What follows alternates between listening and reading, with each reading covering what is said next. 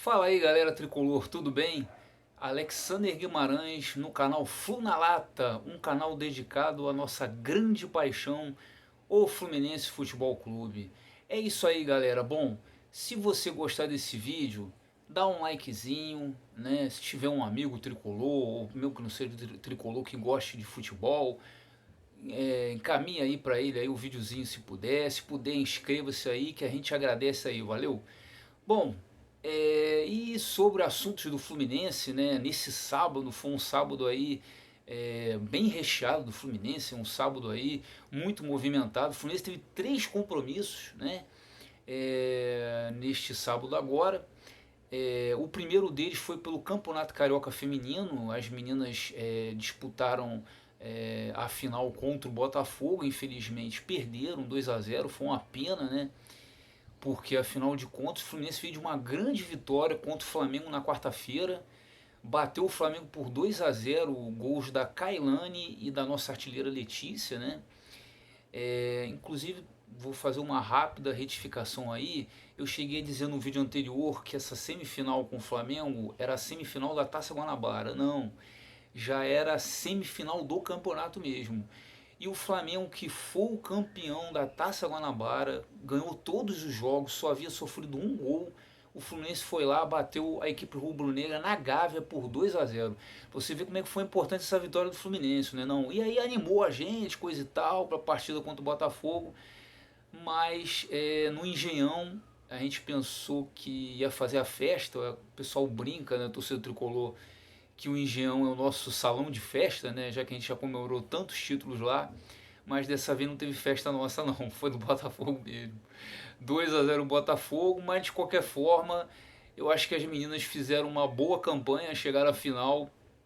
E aí, eu não sei se ela deve ter ficado triste, né? Mas aí tem que levantar a cabeça que agora tem pela frente o Brasileirão Série A2, né? A segunda divisão do Campeonato Brasileiro Feminino, para ver se a gente consegue esse acesso aí para Série A1A, né? Vamos torcer aí.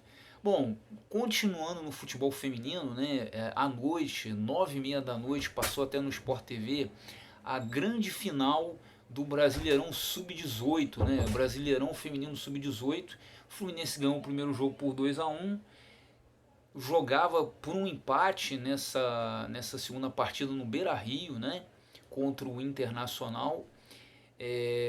Acabou que o Fluminense sai na frente com o gol da Luane, logo com 1 minuto de partida, mas depois o Fluminense muitos erros, né? Um erro de, na minha opinião, um erro de estratégia do Fluminense. Para um time que jogava pelo empate e ainda saiu na frente com 1 minuto de jogo, cedeu muitos contra-ataques, acabou perdendo de 4-1. E Alexandre, então o Fluminense dançou nessa também? Não, não dançou.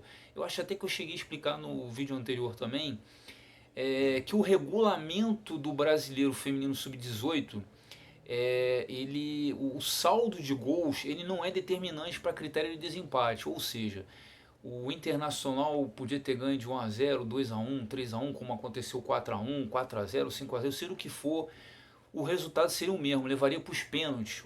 O saldo de gols não era critério de desempate. Então, como o Fluminense ganhou de 2-1, o Internacional tinha que ganhar, não importa o placar. Ganhou, a parada foi para os pênaltis. E aí, meus amigos, quiseram os deuses do futebol que a nossa goleira Ravena compensasse todo o sofrimento com os 4 gols que o Inter fez nos 90 minutos e ela pegou 4 pênaltis nessa disputa de pênaltis aí. A goleira do Inter pegou 3. Bom, matemática é uma ciência exata, né? 4 vale mais que 3, né? E graças ao brilho da Ravena e também os jogadores que converteram suas penalidades, né? O Fluminense conquistou o título do Brasileirão Sub-18 feminino. Inclusive foi um título histórico, né? Foi o primeiro título do Fluminense no futebol feminino. Quer dizer, um título histórico. As meninas entraram aí para a história do nosso tricolor, né? E uma alegria imensa. E o legal que isso aí mostra que está dando frutos todo o trabalho que o Fluminense está fazendo no futebol feminino. O Fluminense tem até uma parceria com o projeto social Daminhas da Bola, que é um projeto da treinadora do time profissional do Fluminense, a Thaissan Passos. até a gerente executiva do Fluminense de futebol feminino, a Amanda Stork, ela explicou isso numa matéria do Globo Esporte, né? Que tem essa parceria com o projeto social. O Daminhas da Bola tem o sub-12, o sub-14. Quando as meninas completam 14 anos, elas passam a treinar lá em Xerém, lá no Vale das Laranjeiras, no CT de Xerém, com toda a estrutura que tem lá, né? E lá tem o sub-16, o sub-18 e as profissionais também treinam lá. Então um trabalho muito bacana do Fluminense. Passou a ser obrigatório os times da Série A. A CBF determinou que os times da Série A fosse obrigatório que tivessem futebol feminino. A Conmebol também determinou que os times passassem a ter futebol feminino, senão não poderiam disputar as competições dela, Libertadores, Sul-Americana, né? Mas de qualquer forma, o legal é que o Fluminense, a obrigatoriedade era para ter um time de futebol feminino e mais um time de base. O Fluminense não só cumpriu essa obrigatoriedade, mas como ultrapassou, né? Ele tem ainda o profissional, o sub-18, o sub-16 e com um convênio com a Daminhas da Bola tem o 14 e o 12. Então muito legal o trabalho aí feito pelo Flusão, né? Dando frutos, né? Um título, uma final. Tomara que caminhe bastante aí, que dê cada vez mais frutos aí. Bom, e os marmanjos, Alexandre? O que aconteceu com os marmanjos aí? Bom, eles jogaram ontem contra o Bangu, né? A partida não foi no Maracanã, ela foi transferida para São Januário. O jogo foi à noite, né? 9 horas e 5 minutos, um horário interessante. E o Fluminense até dominou a partida, quer dizer, dominou em termo, né? No primeiro tempo o Fluminense dominou, né? O primeiro tempo inteiro, né?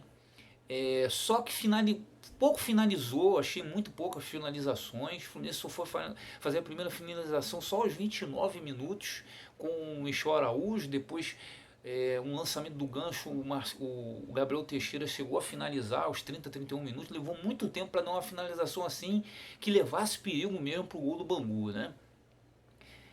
Apesar do Fluminense ter encurralado o Bangu, dominado a partida, mas teve pouco chute a gol, pouca finalização. Até o Roger Machado criticou isso na coletiva, né?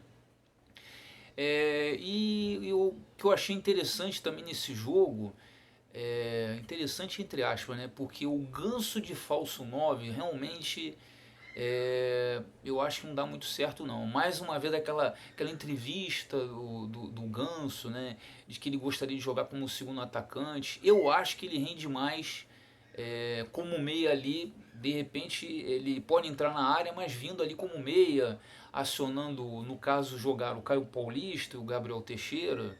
Aí com o tempo, como o Fluminense ainda jogou com um time alternativo, os jogadores vão ser outros, né? Nem sei se o Ganso vai ser titular, vamos ver, né?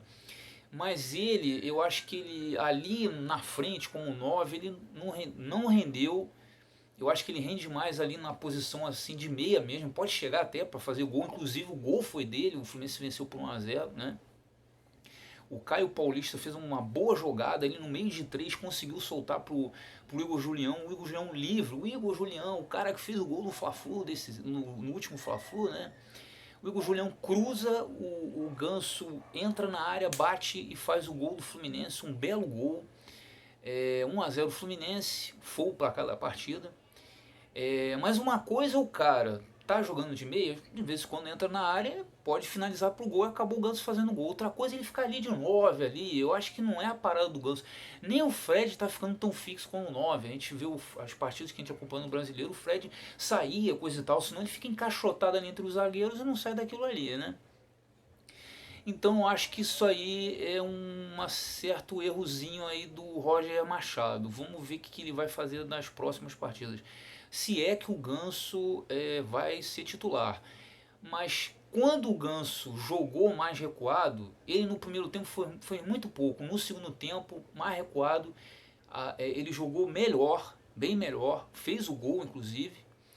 E eu achei até errada a saída dele. Ele saiu para entrar o Samuel, né? O Samuel Granada, que é um centravantão, um 9 mesmo. Mas cadê o cara para soltar a bola para ele? Era o Ganso, né? Até as alterações que o Roger Machado fez na partida do meio para o final, o Fluminense ficou meio sem alguém para organizar as jogadas, né? entrou o Kaique no lugar do Michel Araújo. Acho que o Michel Araújo não devia ter saído e começou a crescer de produção no segundo tempo, apesar que o Kaique entrou bem. O Luca entrou no lugar do Caio Paulista, que se machucou, mas eu acho que o Luca, cara, ele foi o pior em campo do Fluminense. Sinceramente, muito mal o Luca. Eu botaria o John Kennedy com certeza, né? Ele chegou a tirar o Yuri e botar o André foi mal, o Yuri estava até bem na marcação, no primeiro tempo ele chegou à frente para fazer jogadas, inclusive na frente, até surpreendeu, né? Apesar que não é um jogador de muita habilidade para isso, né? Mas você já imagina, por exemplo, um Martinelli, que o Yuri acredito que não seja titular quando os principais voltarem. Imagina um Martinelli fazendo esse tipo de jogada. Então achei interessante isso, a possibilidade do volante, no caso ali era o Yuri, fazer esse tipo de jogada, né? Enfim, o Gabriel Teixeira, que jogou bem fez uma boa partida, eu acho que foi um dos melhores do time, se não o melhor. Saiu já cansado, substituído pelo Matheus Martins. O Roger reclamou que o Matheus Martins foi pouco acionado, né? Ele reclamou isso na coletiva após o jogo. O Kaique também, mesmo entrando bem, ele achou que foi pouco acionado. Mas de qualquer forma, eu acho que faltou o time do Fluminense no primeiro tempo uma mais finalização. O Roger reclamou disso. E depois melhorou no segundo tempo o time. Eu acho que o time finalizou mais. O Roger deve ter tido uma conversa com a rapaziada lá. E o Ganso mais atrás melhorou o time. Mas depois a saída do Ganso o time caiu, né? E o Bangu teve um gol, eu achei que. Eu tenho dúvidas se foi. Eu acho que foi mal anulado o gol do Bangu. Aí faltou o VAR, que não tem um campeonato carioca, né? O VAR, que lá naquele primeiro jogo com o Rezende a gente já saiu meio que prejudicado por conta disso, né? Faltou o VAR para ver o pênalti em cima do Miguel e o lance do Caio Júnior, que foi um gol legal. Acho que se o jogador do Bangu ontem, que foi o Jean Carlos, estava impedido, era milimétrico, mas era uma coisa para ter o VAR para ver, e não tem o VAR no Campeonato Carioca, eu acho que faz falta. Suspeito que o gol foi mal anulado, né? Eu acho que muita gente está achando aí que o gol foi mal anulado. Bom, o Bangu no final da partida, o Fluminense até melhorou, depois tomou esse susto desse gol mal anulado, mas no finalzinho da partida o Bangu perdeu um gol feito. O Marcos Felipe salvou num chute do Jean Carlos, salvou um gol certo, né, com um pé aos 44 do segundo tempo. E o Fluminense, mesmo fazendo uma partida razoável, vamos botar assim no modo geral, conseguiu vencer o Bangu por 1 a 0, né? Enfim, tá precisando melhorar ainda muito, né? Claro que isso é um time alternativo, não são os titulares, coisa e tal. Teve algumas coisas aí do Roger Machado que eu gostei, né? Essa coisa do volante, no caso do Yuri, chegar mais à frente, coisa e tal, mas tem muita coisa aí para acertar, principalmente em termos de finalização, né? Vamos ver. Bom, também uma coisa importante referente ao futebol, né? Vamos ver o que vai acontecer. Tem notícias aí de repente o campeonato estadual pode parar, né? Por causa que o prefeito Eduardo Paes ia ter uma reunião com o governador Caio Castro para ver se teriam medidas mais restritivas, né? E como a ideia é botar só a partir de segunda-feira, você ter só aquelas atividades essenciais funcionando, o futebol não é essencial, né, gente? Então, de repente, pode dar uma parada aí no futebol, talvez por 10 dias, né? E 10 dias no futebol, se realmente parar ao ponto de não ter treino, é muito mais que 10 dias, que não vai os caras voltarem depois de 10 dias do nada começarem a jogar. Eu acredito que perca a coisa física, de treinamento, coisa e tal, então de repente vai levar mais tempo. Mas cara, é aquele negócio, foi até que o Roger Machado comentou na coletiva dele, eu concordo muito com ele. Cara, a vida é muito mais importante, né? E o futebol não pode ficar à parte do que tá tudo que está ocorrendo. Se tiver que parar, vai ter que parar. O Casagrande, algumas semanas atrás, já tinha falado isso aí sobre a responsabilidade que o futebol é uma coisa da nossa cultura, da cultura do brasileiro e de outros países do mundo, né? E o futebol tem que servir um pouco de exemplo. Se é para parar atividades não essenciais, o futebol não é uma atividade essencial, o futebol vai ter que parar também. Vamos ver o que vai dar. E não tenho notícias até essa altura do campeonato, não soube ainda de uma decisão, uma conversa do prefeito com o governador, mas mesmo que pelo que eu li, da matéria do jornal O Dia, mesmo que não haja um acordo entre o Eduardo Paes e o governador, talvez pelo menos na cidade do Rio já tenha esse tipo de restrição. Vamos ver, gente. E aproveitando esse assunto aí, se cuidem, minha gente, que a situação está muito complicada. Saudações tricolores e até a próxima. Valeu!